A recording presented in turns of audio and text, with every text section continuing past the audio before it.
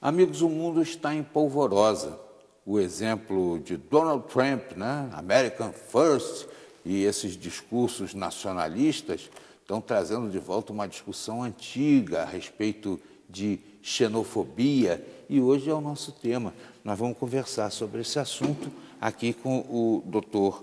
Marcos Ed Wagner, cientista político, uma satisfação tê-lo conosco. Satisfação toda nossa. E estamos com essa situação bem atual aí a nos preocupar, né? Porque eu penso que o Hitler também veio com essa discursiva, né? E era um cara que foi abençoado pelo voto. Ele não chegou ao poder ditatorialmente, depois virou ditador, né?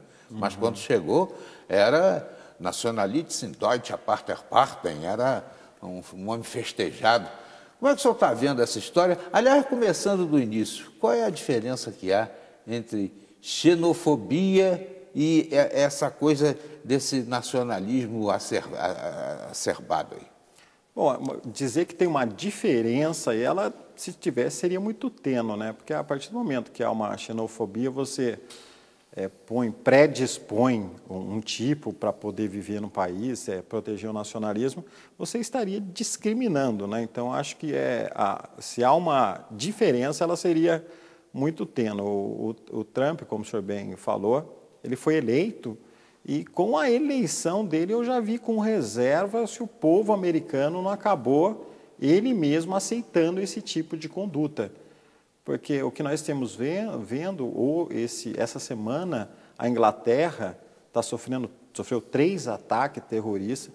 Então, a grande dificuldade é saber assim, eu não vou fazer xenofobia, eu não vou discriminar ninguém, mas como é que, de repente, eu vou começar a entrar dentro do país cidadãos que colocam em risco uma população. Teve um show daquela cantora Ariana Grande, houve uma bomba, explodiu.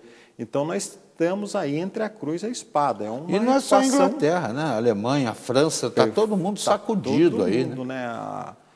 O pessoal chegando na Itália de navio, fugindo das guerras. A Itália falando, não, você não é aqui que você deve desembarcar, é para lá.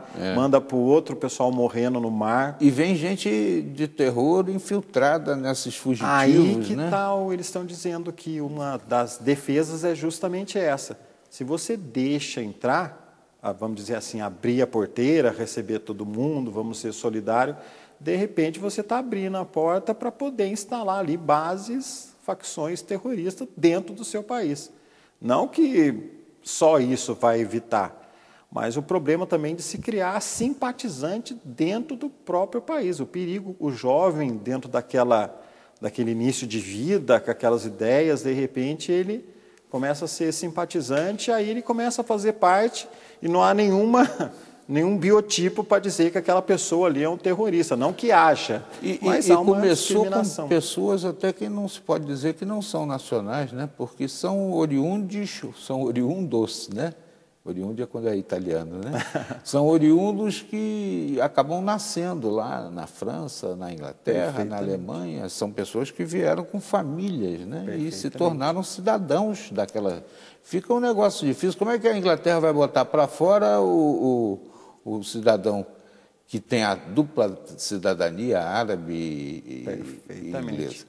E hoje não tem jeito. Se nós olharmos a composição dos países, eu imagino assim, o futebol é uma coisa globalizada. A criançada conhece os países, às vezes, pelos jogadores de futebol. E você vai ver o representante de um time francês, italiano, a composição não é aquela... eu estou vendo que é um italiano. Não, é de todas as raças, porque eles são originários daqueles países. Aí, só que, em relação a um comportamento supostamente terrorista, ainda há bastante discriminação. Aqui no Brasil, a gente deu uma certa sorte, né? Porque nós temos segmentos de praticamente todos os países do mundo, né? Isso se deu, primeiro, por efeito de colonização mesmo, né? Os italianos que chegaram aqui para substituir a mão de obra negra, né? Os escravos, e depois o Getúlio foi trazendo aí japoneses, árabes e alemães, e outra leva de italianos. E com isso a gente consegue um convívio. Eu sou do Rio de Janeiro, lá existe a Rua da Alfândega, que é uma zona comercial, em que os judeus e os árabes convivem com a maior tranquilidade do mundo, se abraçam e se beijam. quando lá no Oriente eles se matam. Verdade. E tem outra coisa também, eu acho que anterior a isso, como o Brasil, como o senhor bem disse, ele abriu a porteira, ele aceitou todos os povos, não há, porque nós já temos bastante guerra, bastante morte, bastante injustiça, não precisamos de terrorista.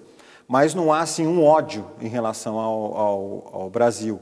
Agora, o STF, eu costumo brincar, o STF, desculpa, os Estados Unidos, eu costumo brincar que ele parece o STF do mundo. Ele quer mandar, não, você está matando outro, deixa eu vou lá, eu mato. Então, ele acabou se tornando um inimigo desses povos. E as pessoas falam assim, engraçado, no começo, o pessoal que vivia na França, na Itália, ou enfim, na Europa, eles foram colonizados. Aí esse mesmo povo hoje não pode voltar de um país que eram deles, seria a mesma coisa do índio. A gente querer expulsar o índio. O índio estava aqui antes da gente. Então há uma certa demagogia até nesse comportamento. Nós queremos expulsar alguém que nós viemos depois deles. E na Europa, nos Estados Unidos, está acontecendo isso. Momentos históricos, em determinado momento, o governo francês, o governo italiano, o governo inglês matou não sei quanto, isso tornou uma lenda e o pessoal hoje quer se vingar. Então tem muita coisa por trás disso e é uma equação bem difícil de resolver, é uma coisa difícil. Nos Estados Unidos tentam revogar isso por lei, né? A questão da discriminação, do ódio entre raças e classes é muito punível, né? Está bem arraigado também. Mas existe um sentimento muito forte de repressão, né? E esse muro que o Trump resolveu fazer, eu acho que só não faz porque, diferentemente de Hitler nos Estados Unidos, o Congresso ainda tem um peso muito forte e não vai deixar. Mas a gente aprofunda esse segmento aí na volta da entrevista, tá bom, doutor? Okay. É uma satisfação tê-lo aqui, cientista político Marcos Ed Wagner está falando conosco aí sobre xenofobia, discriminação e ódios. Já voltaremos.